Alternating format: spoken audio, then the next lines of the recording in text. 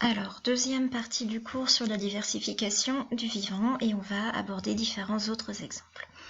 Tout d'abord, les gènes du développement et le plan d'organisation. Le plan d'organisation, vous l'avez étudié en seconde chez les vertébrés pour voir qu'il y avait donc un plan d'organisation commun à tous les vertébrés qui se manifestait grâce à l'existence de trois grands territoires, tête, tronc, queue, et à des plans de symétrie, etc.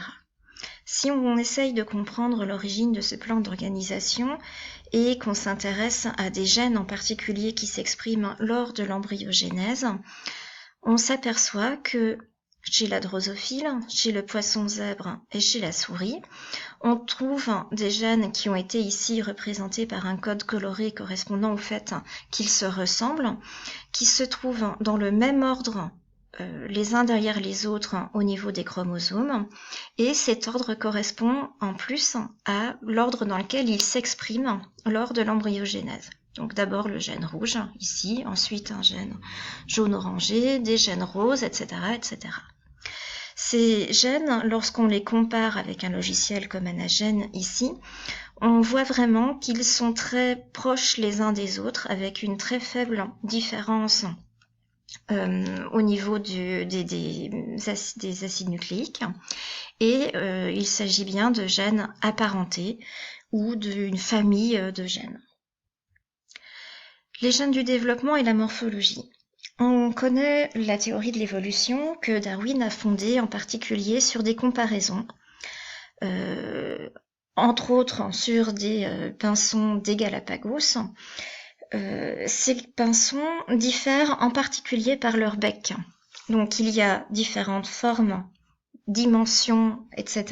de bec, et ces becs sont finalement liés, adaptés à une certaine nutrition correspondant à un certain régime. Donc on voit que les pinsons des Galapagos se nourrissent de fruits principalement, et si les fruits présents sur l'île dans laquelle est présente la sous-espèce, s'il s'agit plutôt de fruits très secs, très charnus, très durs, etc., les becs des pinsons vont avoir une morphologie adaptée au type de fruits qu'ils mangent et donc dont ils se nourrissent.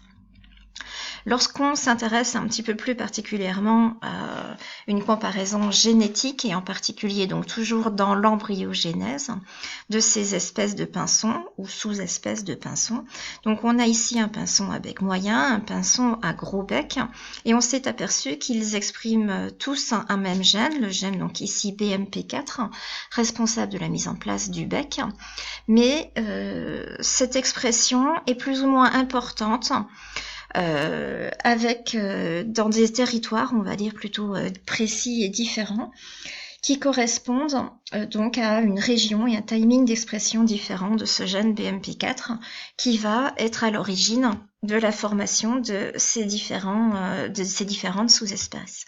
Donc une expression normale ici du gène BMP4 va donner un bec de cette morphologie-là. Une surexpression du gène BMP4 va nous donner un bec gros, épais ici, et une sous-expression du gène BMP4, un bec plus petit. Autre exemple, la transmission culturelle des comportements. Donc on trouve chez différents types d'espèces, chez différents groupes d'animaux. On le voit par exemple dans l'apprentissage du chant des oiseaux.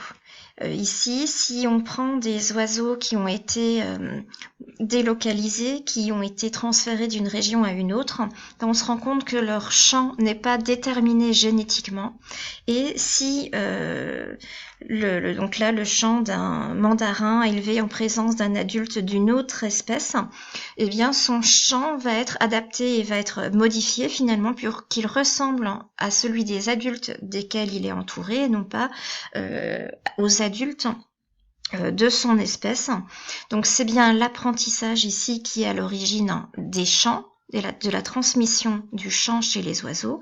Et on l'a vu, ce chant peut être très important puisque si on reprend l'exemple qu'on a traité en TP du pouillot verdâtre, eh bien ce chant peut être responsable de la reconnaissance des individus mâles et femelles lors des périodes d'accouplement et être responsable de l'apparition de nouvelles espèces.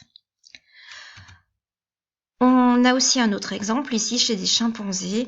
On nous dit, voilà, des chimpanzés à l'école, on a vraiment une transmission du savoir qui se fait et qui se fait de manière culturelle, c'est-à-dire entre adultes et jeunes. Donc un apprentissage. On a bien donc des choses qui passent de génération en génération, mais ici sans passer par la modification du génome. Et de cette manière, on voit vraiment une apparition de certaines caractéristiques seulement chez certaines populations.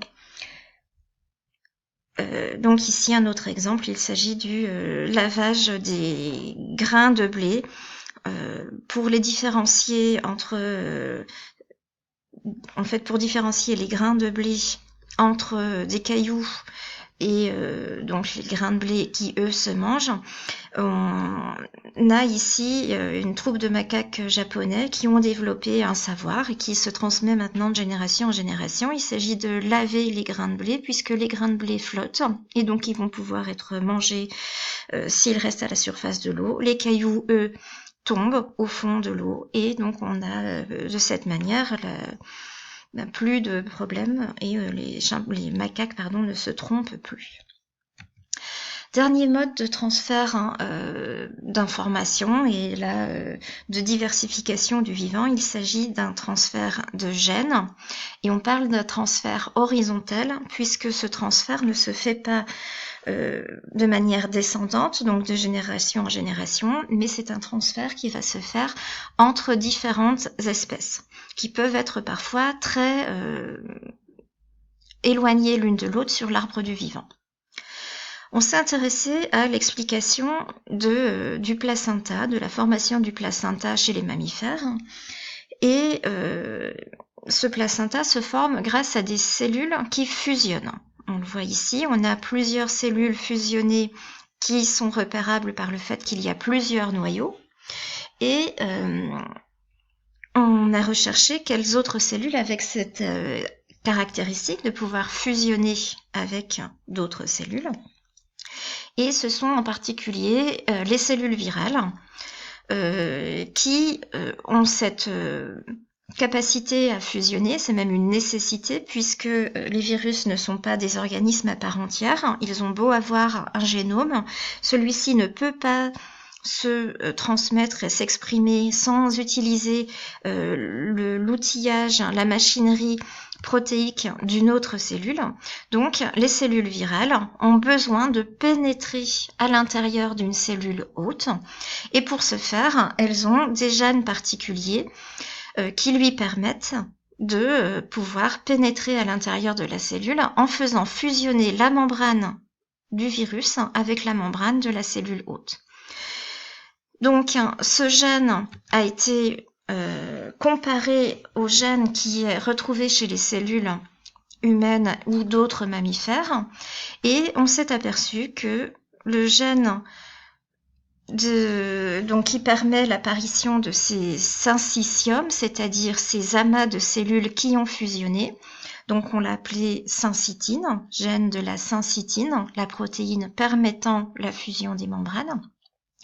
Et donc ces syncytiomes sont formés uniquement grâce et par la présence de ces protéines, syncytine 1 et syncytine 2. Et ces deux protéines sont finalement le fruit de l'expression de deux gènes qui sont très proches d'un point de vue génétique et en comparaison de leur séquence de nucléotides, deux gènes qui sont très proches d'un génome viral A et d'un autre génome viral B. Donc si on reprend, comme c'est le cas ici, l'arbre de phylogénétique des mammifères, on s'aperçoit qu'à deux moments au cours de l'évolution, le génome viral A a transmis le gène de la syncytine 2 aux mammifères. Il s'est ensuite transmis de génération en génération.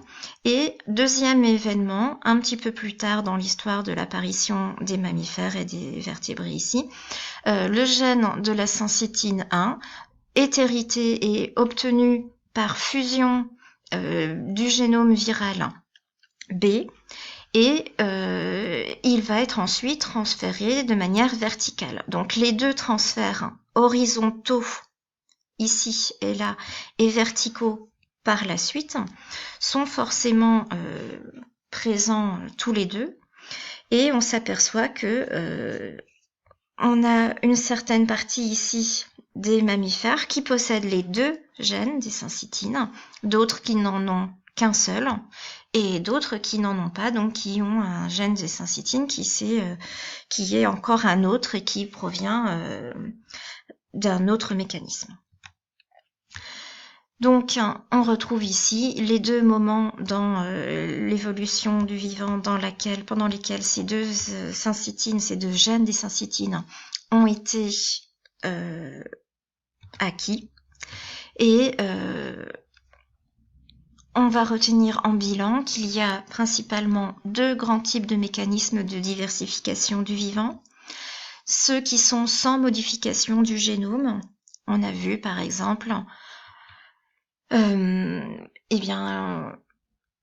les transferts de compétences, si on veut, les transmissions par apprentissage,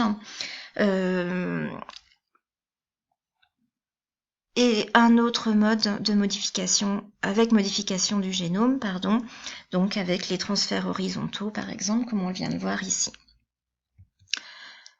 Donc un exercice d'application que je vous suggère concernant des sushis. Voilà, peut-être que ça vous mettra en appétit, qui sait. Voilà, donc je vais ajouter en lien sur le site.